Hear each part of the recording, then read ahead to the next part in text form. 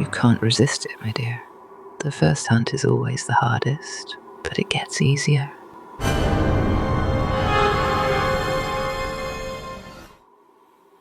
It was just after midnight when Sarah's phone rang, startling her awake. She squinted at the unfamiliar number on the screen, a local number she didn't recognize.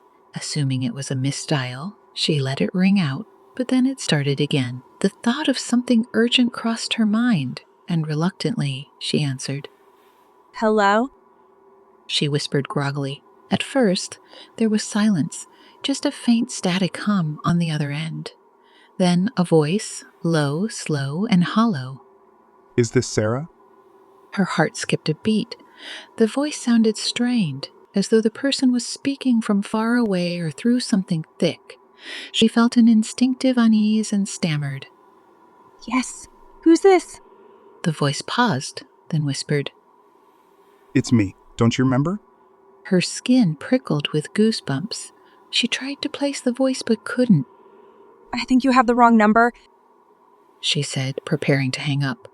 But the caller persisted, his voice growing even softer, more intimate, like he was right there beside her. I haven't forgotten you, Sarah. You promised you'd wait for me. Sarah's mind raced, memories flashing back, but she had no recollection of this voice. She tried to brush it off as some prank.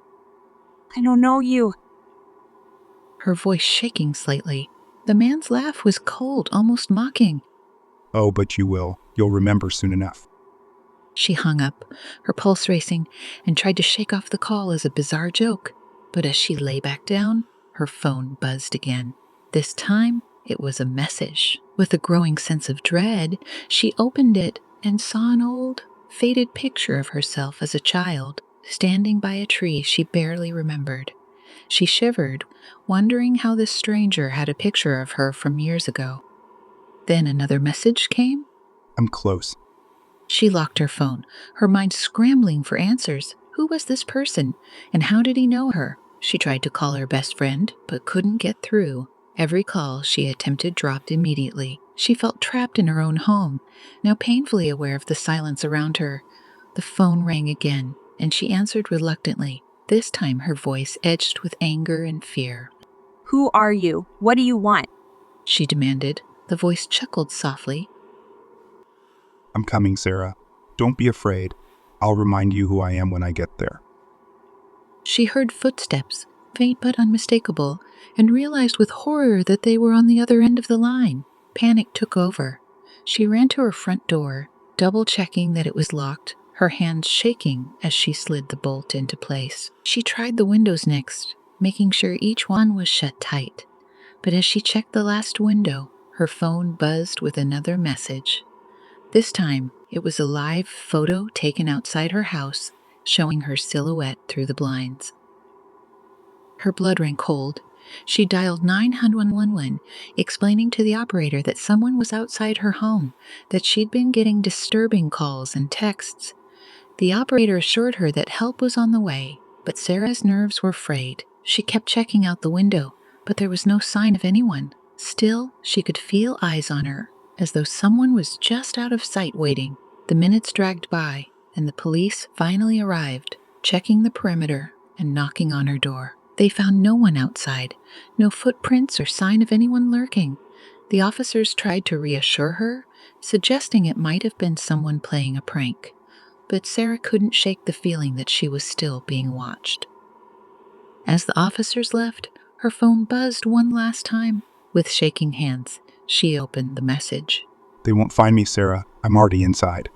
Her heart stopped as she realized what that meant. She turned around slowly, feeling the weight of the room pressing down on her. In the shadowed corner of her living room, she saw a faint outline of figure watching her. It was the man from the calls, his face obscured but his eyes locked onto hers, filled with a cold, sinister knowing. She backed away, but he didn't move. Instead, he whispered, I told you I was close.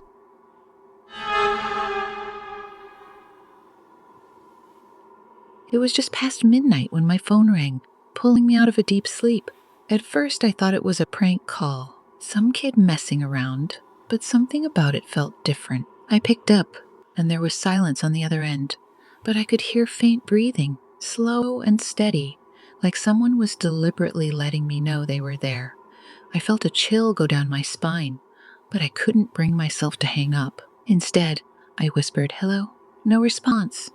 Just that slow, measured breathing. I thought maybe it was a bad connection or even a butt dial, so I hung up. But the call came again, the same unknown number lighting up my screen. This time I didn't speak. I just listened, my heart pounding in my chest. After a few seconds, the voice on the other end said, "I know you're awake." The voice was deep, almost hollow, and disturbingly familiar. It sounded like someone I knew, but I couldn't place it. The voice started talking about things I'd done during the day, little details no one should know. They mentioned the coffee I'd spilled that morning, the fact that I had been running late, and even the street I walked on during lunch. I felt exposed, like someone had been following me all day. My mind raced, trying to piece together how this stranger could know so much about me. The voice went on, recounting random moments from my life, each detail more personal than the. It was as if someone had been watching me for days, weeks even. They mentioned things only close friends or family would know, but I hadn't told anyone about these small details. I started to feel genuinely unnerved, like I was trapped in some twisted game. I wanted to ask who they were, but I was too afraid. The fear clawed at my throat, keeping me silent as the voice continued. Then they said something that froze me completely. They described an old memory of mine, a memory I hadn't thought about in years. When I was a kid, I'd gotten lost at a park for hours before my parents found me. I'd never told anyone about that day, not even my closest friends.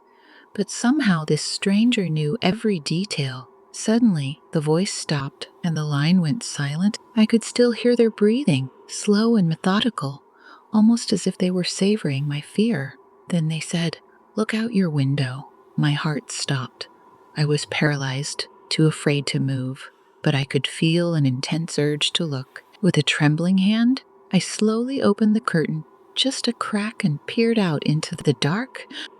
There, standing beneath the streetlight, was a figure. It was too far to make out any details, but it was unmistakably a person, staring straight up at my window.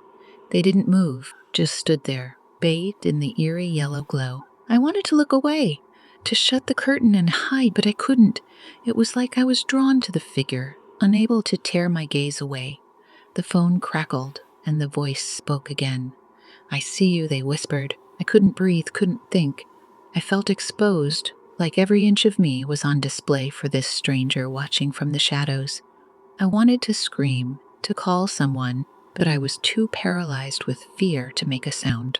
Then the figure took a step forward. It was slow, deliberate, as if they were savoring every second of my terror. I could feel my heartbeat in my throat, and I finally forced myself to break eye contact and drop the curtain. My mind was racing, thoughts scattering in every direction. I wanted to call the police, but something inside me felt like they wouldn't believe me, or worse, that this stranger would somehow know. After what felt like an eternity, I finally mustered the courage to glance out the window again. I knew the figure was gone. I told myself it was over, but I knew deep down that it wasn't. The voice on the other end of the line had known too much about me, things no one should know. Whoever they were, they had been watching me closely, maybe for a long time.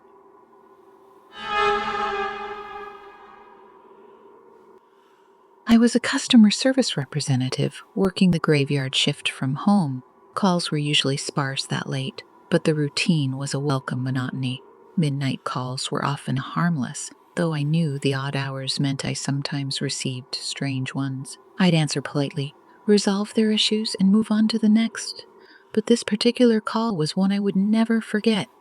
It was a little past 2 in the morning when my screen lit up, showing an incoming call. I braced myself, cleared my throat, and greeted the caller with the usual, "Hello, thank you for calling customer support. How can I assist you?" Silence met me on the other end, which wasn't unusual. Sometimes callers took a moment to gather their thoughts. But then I heard faint breathing, soft and slow.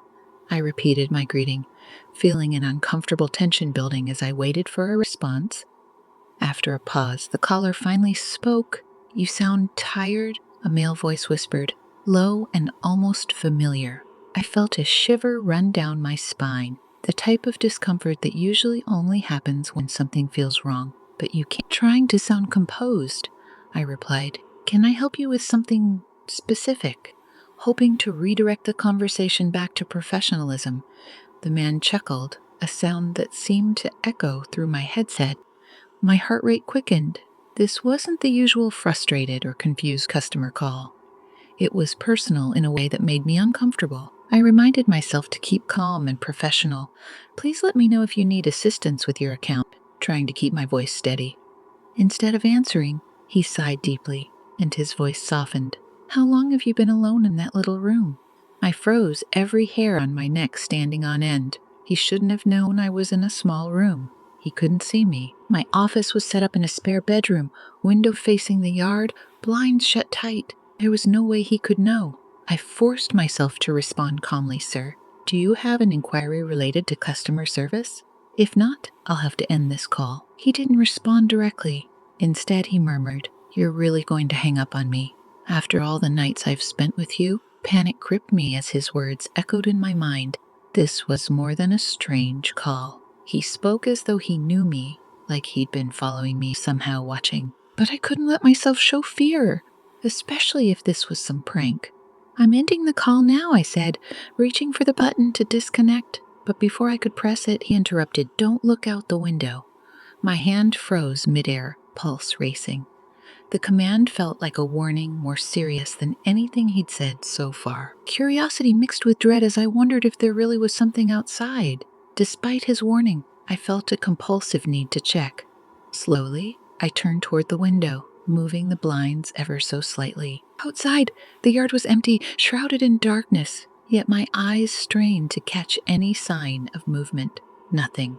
Just an empty yard, but his words continued to haunt me. When I returned to my computer, I saw that the line was still connected. He was still there, silent. I could feel his presence in the silence, waiting, almost daring me to speak. I cleared my throat and forced my voice to stay calm. If you don't have any further inquiries, I'll have to end this call. He chuckled again, that unsettling sound filling my headset.